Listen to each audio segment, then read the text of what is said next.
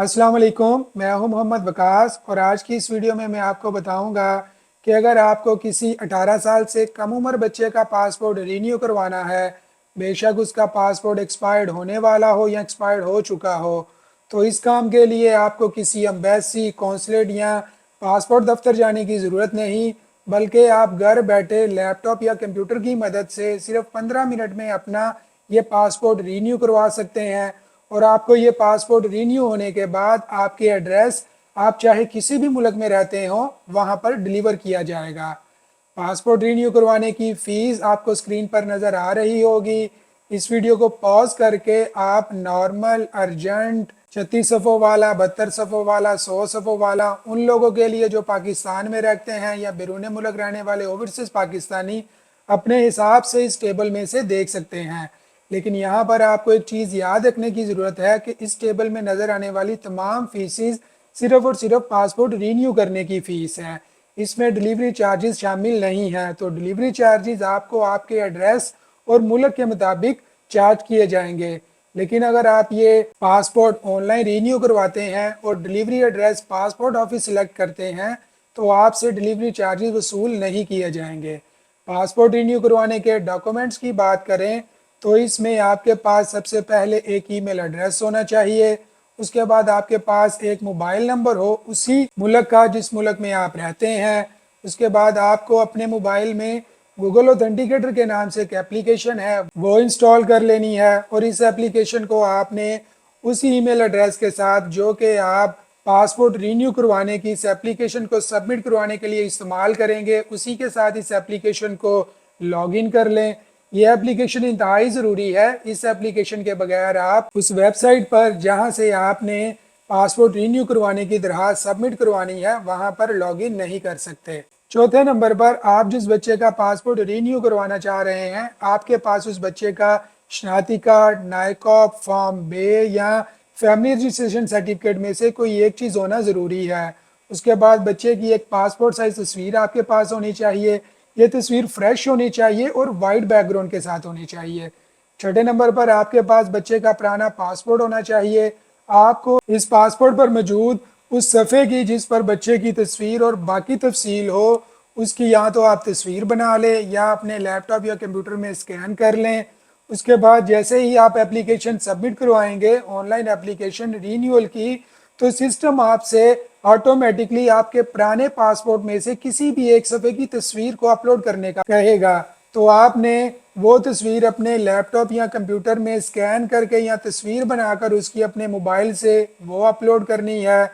उसके बाद आपके पास बच्चे का रेजिडेंट कार्ड या आईडी कार्ड उस मुल्क का जहां में आप रहते हो, वो आपके पास होना चाहिए। फिर आपको एक माइनर अटेस्टेशन फॉर्म की ज़रूरत होती है। ये फॉर्म आप ऑनलाइन डाउनलोड कर सकते हैं। इसका लिंक मैं डिस्क्रिप्शन में लगा दूंगा, आप वहां पर क्लिक करके इसको डाउनलोड करें। इस फॉर्म पर आपको बच्चे की तस्वीर लगानी है। उसके बाद नीचे पेरेंट्स की तफसील एंटर करें। आप ये पेन से भी फिल कर सकते हैं। नीचे साइन करें और इसको भी स्कैन कर लें, ये भी आपको अपलोड करना है। इसके बाद उस बच्चे के पेरेंट्स के शनाख्ती कार्ड के दोनों तरफ को कंप्यूटर में स्कैन कर लें, ये भी आपको अपलोड करने हैं। और आखिर में आपके पास बिल्कुल एक्यूरेट और दुरुस्त एड्रेस आपके पास होना चाहिए, क्योंकि ये आपने रीन्यूअल एप्लीकेशन के दौरान फिल करना है और आपको इसी एड्रेस पर आपका पासपोर्ट रीन्यू होने के बाद डिलीवर किया जाएगा। तो चलें फिर लैपटॉप की तरफ चलते हैं और मैं आपको एक एप्लीकेशन सबमिट करके दिखाता हूं ताकि आप बआसानी अपनी एप्लीकेशन सबमिट कर सकें। लैपटॉप पर आने के बाद अपना ब्राउज़र ओपन करें और यहाँ टाइप करें onlinemmrp.dgip.gov.pk, एंटर प्रेस कर दें। आपके सामने ये वेबसाइट गवर्नमेंट की वेबसाइट ओपन हो गई है, जिसके थ्रू आप अपना पासपोर्ट रीन्यू करवा सकते हैं। आपको यहाँ पर एक अलर्ट मैसेज दिया जा रहा है कि इस वेबसाइट का किसी और वेबसाइट के साथ कोई कोलैबोरेशन यानी कि कोई पार्टनरशिप नहीं है। तो अगर आप किसी और वेबसाइट पे जाकर अपना पासपोर्ट रीन्यू करवाने की कोशिश करते हैं और आपके साथ कोई स्कैम हो जाता है, तो वो आप उसके खुद जिम्मेदार होंगे। उसके बाद इसको कंटिन्यू पर क्लिक करें, स्क्रॉल डाउन करें तो ये गेट स्टार्टेड आ रहा है, इस पर आपने क्लिक करना है। آپ کے سامنے یہ پیج اوپن ہو گیا ہے۔ یہاں پر آپ کو لاگ ان کرنا ہے اگر آپ نے پہلے اپنا اکاؤنٹ رجسٹر کروایا ہو۔ اگر آپ نے اکاؤنٹ رجسٹر نہیں کروایا تو آپ سمپل رجسٹر پر کلک کریں۔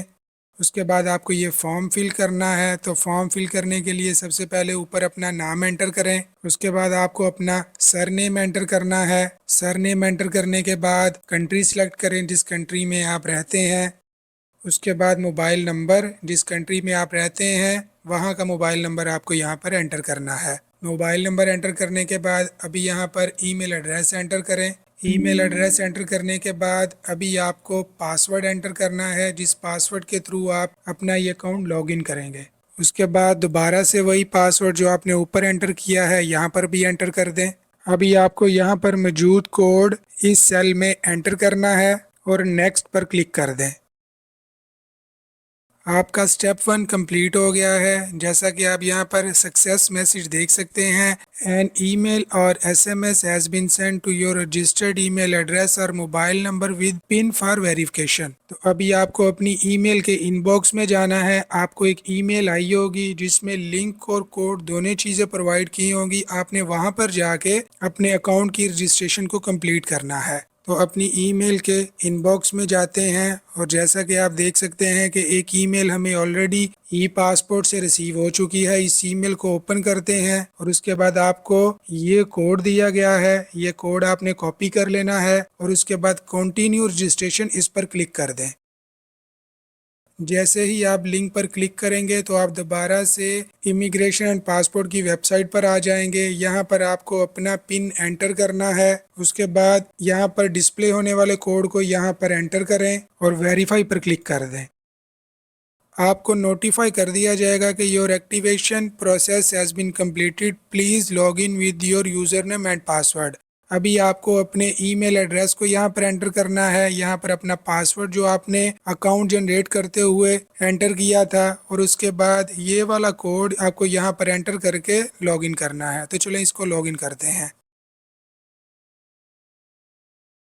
جیسے ہی آپ لاگ ان پر کلک کریں گے تو آپ کے سامنے یہ والا پیج اوپن ہو جائے گا۔ یہاں پر آپ کو سب سے پہلے 2 فیکٹر اتھینٹیکیشن کرنا ہے۔ اس کے لیے آپ اپنے موبائل کے پلے سٹور میں جا کر گوگل اتھینٹیکیٹر کے نام سے اپلیکیشن بھی سرچ کر سکتے ہیں اور اپنے موبائل سے سمپل یہ کیو آر کوڈ بھی سکین کر کے اپلیکیشن انسٹال کر سکتے ہیں۔ کوڈ انٹر کرنے کے بعد ویریفائی پن پر کلک کر دیں۔ آپ کی ویریفیکیشن کمپلیٹ ہو گئی ہے۔ ابھی یہاں پر آپ کو ٹرم اینڈ کنڈیشن کے متعلق بتایا جا رہا ہے، تو آپ یہ پڑھنا چاہیں تو پڑھ بھی سکتے ہیں، نہیں تو اسکرول ڈاؤن کریں۔ اس کے بعد accept and continue per click کریں۔ آپ کے سامنے ایک نیو پیج آ جائے گا۔ یہاں پر موجود نیو ایپلیکیشن، یہاں پر آپ کو کلک کرنا ہے۔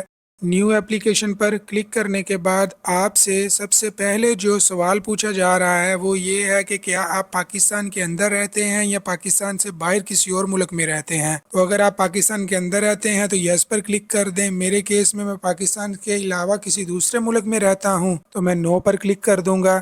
اس کے بعد آپ کو یہ نیچے دی گئی 5 آپشن میں سے کسی ایک آپشن کو چوز کرنا ہے۔ اگر آپ اپنی اپلیکیشن کو سبمٹ کروا رہے ہیں اور ان بٹوین آپ نے اس کو چھوڑا ہے تو اس کے لیے آپ یہاں پر کلک کریں گے۔ اگر آپ کا پاسپورٹ گم ہو گیا ہے، پھٹ گیا ہے یا ڈیمیج ہو گیا ہے، ری پرنٹ کروانا چاہتے ہیں تو پھر آپ اس والی آپشن پر کلک کریں گے۔ اگر آپ اپنے پاسپورٹ کی کوئی انفارمیشن تبدیل کروانا چاہتے ہیں تو پھر آپ کو یہاں پر کلک کرنا ہے۔ اگر آپ نیا پاسپورٹ اپلائی کرنا چاہتے ہیں تو پھر آپ یہاں پر کلک کریں گے، لیکن یاد رکھیں کہ نیا پاسپورٹ یہاں پر صرف بچوں کا ہی اپلائی ہو سکتا ہے۔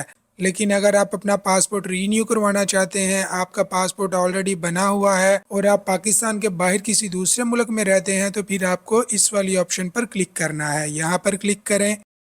اس کے بعد آپ سے سوال پوچھا جائے گا کہ آپ جو پاسپورٹ رینیو کروانا چاہ رہے ہیں اگر وہ آلریڈی ایکسپائر ہو چکا ہے یا اس کی ایکسپائری صرف 1 سال باقی ہے تو آپ کو یہاں پر یس پر کلک کرنا ہے۔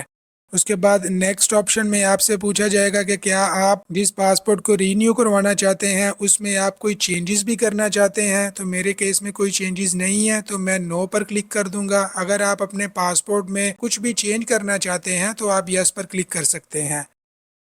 اس کے بعد آپ کو یہاں پر سلیکٹ کرنا ہے کہ کیا آپ یہ پاسپورٹ اس کا بنوا رہے ہیں جو مائنر ہے، جو بچہ ہے، جس کی ایج 18 سال سے کم ہے۔ تو میں نو پر کلک کر دوں گا۔ اس کے بعد آپ کو سلیکٹ کرنا ہے کہ آپ جس ملک میں رہتے ہیں کیا آپ نے اس ملک میں اسائلم لیا ہوا ہے، میرے کیس میں نہیں، تو میں نو کو سلیکٹ کر لوں گا۔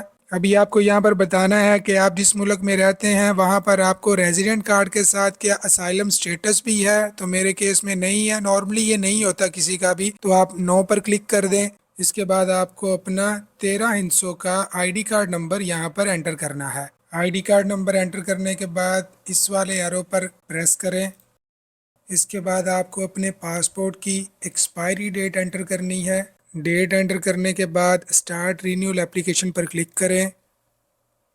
یہ اپلیکیشن 5 سٹیپس میں ڈیوائیڈ کی گئی ہے۔ پہلے سٹیپ میں اپلیکیشن ڈیٹیل انٹر کرنی ہے، دوسرے سٹیپ میں پرسنل انفارمیشن انٹر کرنی ہے، تیسرے سٹیپ میں پاسپورٹ کی ڈیلیوری کے لیے ایڈریس انٹر کرنا ہے، چوتھے سٹیپ میں ڈاکومنٹس اور جو فنگر پرنٹس ہیں وہ اپلوڈ کرنے ہیں، اور لاسٹ میں آپ نے اس ڈیٹیل کو دیکھنے کے بعد اپلیکیشن سبمٹ کرنی ہے۔ تو اس کے لیے اسکرول ڈاؤن کرتے ہیں اور سب سے پہلے آپ کو یہاں پر چوز کرنا ہے اپلیکیشن پروسیسنگ پریورٹی۔ آپ نارمل بھی کر سکتے ہیں، ارجنٹ بھی کر سکتے ہیں۔ میرے کیس میں نارمل ہے تو میں نارمل پر کلک کر دوں گا۔ جیسے ہی آپ نارمل پر کلک کریں گے تو آپ سے ریکوائر کیے جائیں گے کہ آپ یہ 36 پیجز والا بنانا چاہتے ہیں یا 72 پیجز والا، تو میرا نارمل ٹریول ہے تو میں 36 پر کلک کر دوں گا۔ اگر آپ بہت زیادہ ٹریول کرتے ہیں تو پھر آپ 72 پر کلک کریں، ورنہ 36 پیجز والا پاسپورٹ انف ہوتا ہے۔ ابھی آپ کو ویلیڈیٹی سلیکٹ کرنی ہے کہ آپ یہ پاسپورٹ 5 سال کے لیے رینیو کرنا چاہتے ہیں یا 10 سال کے لیے۔ میرے کیس میں 10 سال ہے تو میں 10 سال پر کلک کر دوں گا۔ اس کے بعد آپ کو فوٹو اپلوڈ کرنی ہے، تو فوٹو اپلوڈ کرنے کے لیے براؤز پر کلک کریں اور اپنی فوٹو پر کلک کریں، اپلوڈ پر کلک کر دیں۔ آپ کی فوٹو سکسیسفلی اپلوڈ ہو گئی ہے۔ ابھی اسکرول ڈاؤن کریں اور آپ کو یہاں پر اس کنٹری کو سلیکٹ کرنا ہے جہاں پر آپ رہتے ہیں۔ کنٹری سلیکٹ کرنے کے بعد جس ملک میں آپ رہتے ہیں اس ملک کے اس سٹی کو آپ نے سلیکٹ کرنا ہے جس میں پاکستان کی ایمبیسی یا قونصلیٹ ہے۔ ابھی آپ کو سیو پر کلک کرنا ہے۔ آپ کا پہلا فارم کمپلیٹ ہو گیا ہے، جیسا کہ آپ یہاں پر دیکھ سکتے ہیں کہ ایپلیکیشن ڈیٹیل کمپلیٹ ہو گئی ہے، یہ والا فارم کمپلیٹ ہو گیا ہے۔ ابھی ہم نے پرسنل انفارمیشن والے فارم میں جانا ہے، تو اس کے لیے ایک دفعہ اس کو سکرول ڈاؤن کر لیتے ہیں۔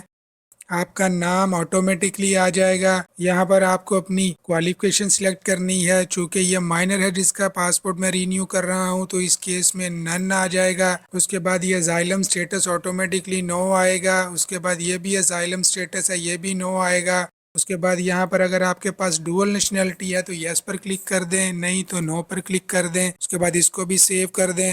آپ کا دوسرا فارم پرسنل انفارمیشن والا فارم بھی کمپلیٹ ہو گیا ہے۔ ابھی آپ کو تیسرا پاسپورٹ ڈیلیوری ایڈریس والے فارم کو فل کرنا ہے، تو اس کے لیے دوبارہ سے سکرول ڈاؤن کریں۔ سب سے پہلے اپنے پرماننٹ ایڈریس کے لیے کنٹری سلیکٹ کر لیں جس کنٹری میں آپ رہتے ہیں۔ اس کے بعد اسٹیٹ آپ نے سلیکٹ کرنی ہے کہ آپ کس اسٹیٹ میں رہتے ہیں۔ سٹی کا نام انٹر کرنا ہے۔ اس کے بعد اپنا پوسٹل کوڈ یا زپ کوڈ انٹر کریں۔ ابھی آپ کو یہاں پر اپنا ایڈریس انٹر کرنا ہے۔ ایڈریس انٹر کرنے کے بعد سیو پر کلک کریں۔ آپ کا پرماننٹ ایڈریس کمپلیٹ ہو گیا ہے۔ ابھی آپ کو پاسپورٹ ڈیلیوری ایڈریس اس کو فل کرنا ہے، تو اس کے لیے بھی سب سے پہلے اپنا کنٹری سلیکٹ کر لیں، پھر اسٹیٹ سلیکٹ کریں، ابھی سٹی انٹر کر دیں، اس کے بعد زپ کوڈ انٹر کریں یا پوسٹل کوڈ جسے کہتے ہیں، اور دوبارہ سے یہاں پر ایڈریس لائن 1 اور ایڈریس لائن 2 میں اپنا ایڈریس انٹر کر دیں۔ اس کے بعد سکرول ڈاؤن کریں اور یہاں پر آپ کو اپنا موبائل نمبر انٹر کرنا ہے، تو اس کے لیے پہلے کنٹری کوڈ سلیکٹ کر لیں۔ کنٹری کوڈ سلیکٹ کرنے کے بعد موبائل نمبر یہاں پر ٹائپ کریں۔ موبائل نمبر انٹر کرنے کے بعد ابھی آپ کو یہاں پر اپنا ای میل ایڈریس انٹر کرنا ہے۔ ای میل ایڈریس انٹر کرنے کے بعد سیو پر کلک کر دیں۔ جیسے ہی آپ سیو پر کلک کریں گے تو آپ دیکھ سکتے ہیں کہ آپ کا ایڈریس پاسپورٹ ڈیلیوری کا ایڈریس والا فارم بھی کمپلیٹ ہو گیا ہے۔ ابھی آپ کو ڈاکومنٹس یا فنگر پرنٹس یہ والا فارم کمپلیٹ کرنا ہے، تو اس کے لیے دوبارہ سے سکرول ڈاؤن کریں۔ ڈاکومنٹ اٹیچ کرنے کے لیے آپ کو یہ نیچے لسٹ ڈسپلے کر دی جاتی ہے۔ اس لسٹ کے مطابق آپ نے یہ تمام ڈاکومنٹ اپلوڈ کرنے ہوتے ہیں، اٹیچ کرنے ہوتے ہیں۔ اس میں سب سے پہلے آپ کو اٹیسٹیشن فارم کی ضرورت ہے، اس کے بعد جس کا پاسپورٹ رینیو کروا رہے ہیں اس کا CRC فارم B، نائکوپ یا FRC ان میں سے جو بھی اویلیبل ہو وہ آپ نے یہاں پر اٹیچ کرنا ہے۔ اس کے بعد پیرنٹس کا CNIC یا نائکوپ، اس کے بعد پرانا جو پاسپورٹ ہے اس کی تصویر یا اس کو اسکین کر کے آپ نے اٹیچ کرنا ہے۔ پھر آپ کو پرانے پاسپورٹ کا پیج 31 اٹیچ کرنا ہے، اور آخر میں آپ نے پرماننٹ ریزیڈنٹ کارڈ یا ڈیٹا پیج یا اسائلم ڈاکومنٹ جو بھی آپ کے پاس ان میں سے اویلیبل ہوں وہ آپ نے اس میں اٹیچ کرنے ہیں۔ تو 1 بائی 1 ان ڈاکومنٹ کو اٹیچ کرتے ہیں۔ اس کے لیے آپ کو یہاں پر سلیکٹ کرنا ہے کاپی آف CNIC یا نائکوپ، جو بھی آپ اٹیچ کرنا چاہتے ہیں پہلے اس پر کلک کریں۔ لیکن ڈاکومنٹ اٹیچ کرتے ہوئے آپ کو ایک چیز یاد رکھنے کی ضرورت ہے کہ آپ یہاں پر PDF فائل اپلوڈ نہیں کر سکتے۔ آپ کو یہاں پر JPG یا JPEG یا PNG فائل ہی فارمیٹ جو فائل کا ہے وہی اپلوڈ کرنا ہے۔ تو سب سے پہلے چونکہ ہم نے CNIC یا نائکوپ جس کا ہم پاسپورٹ رینیو کروا رہے ہیں اس کا سلیکٹ کیا ہے، تو اس کو سب سے پہلے اٹیچ کر لیتے ہیں۔ اس کے لیے براؤز پر کلک کریں اور اس کے بعد آپ کو وہ فائل سلیکٹ کرنی ہے جو فائل آپ اپلوڈ کرنا چاہتے ہیں۔ فائل سلیکٹ کرنے کے بعد اپلوڈ پر کلک کر دیں تو پہلا ڈاکومنٹ آپ کا اپلوڈ ہو گیا ہے۔ آپ یہاں پر اس ڈاکومنٹ کو ویو ڈاکومنٹ کر کے دیکھ بھی سکتے ہیں۔ اس کے بعد 1 بائی 1 تمام ڈاکومنٹ اپلوڈ کر دیں۔ ڈاکومنٹ اپلوڈ کرنے کے بعد اسکرول ڈاؤن کریں اور سیو پر کلک کر دیں۔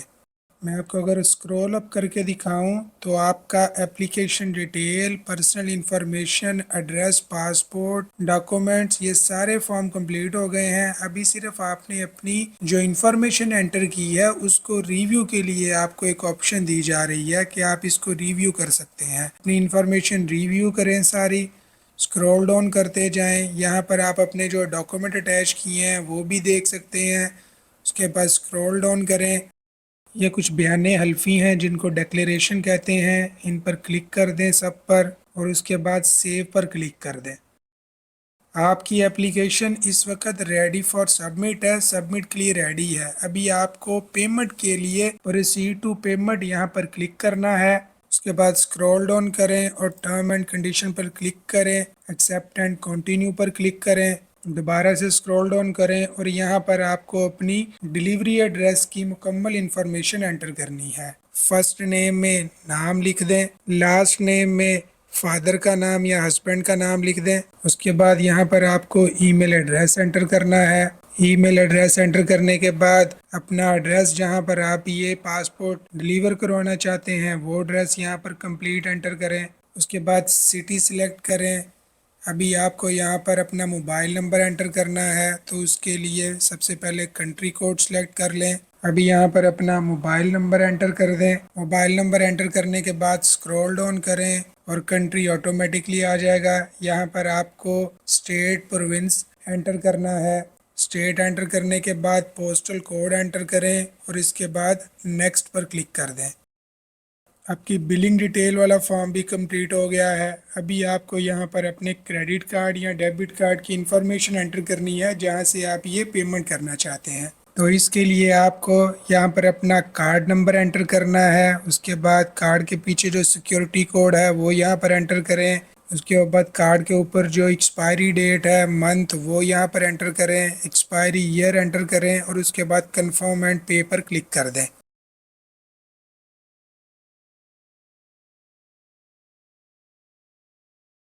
جیسے ہی آپ کنفرم اینڈ کنٹینیو پہ کلک کریں گے تو آپ کو ایک OTP ریسیو ہوئے گا۔ وہ OTP آپ کو یہاں پر انٹر کرنا ہے اور ویریفیکیشن پر کلک کر دیں۔ آپ کے سامنے یہ thank you for your payment, you have successfully paid for your application کے نام سے میسیج ڈسپلے ہو گیا ہے، جس کا مطلب ہے کہ آپ کی ایپلیکیشن سبمٹ ہو گئی ہے۔ ابھی اگر آپ اس ایپلیکیشن کا سٹیٹس چیک کرنا چاہتے ہیں تو ایگزسٹنگ ایپلیکیشن میں جائیں، اسکرول ڈاؤن کریں اور یہاں پر آپ اس ایپلیکیشن کا سٹیٹس بھی چیک کر سکتے ہیں۔ ویڈیو کے متعلق آپ کا کوئی بھی سوال ہو آپ مجھے کمنٹ باکس میں پوچھ سکتے ہیں۔ ویڈیو کو لائک کریں، شیئر کریں، چینل کو سبسکرائب کر دیں اور بیل آئیکن پر پریس کر دیں تاکہ نئی آنے والی ویڈیو کے متعلق آپ بر وقت جان سکیں۔ شکریہ، اللہ حافظ۔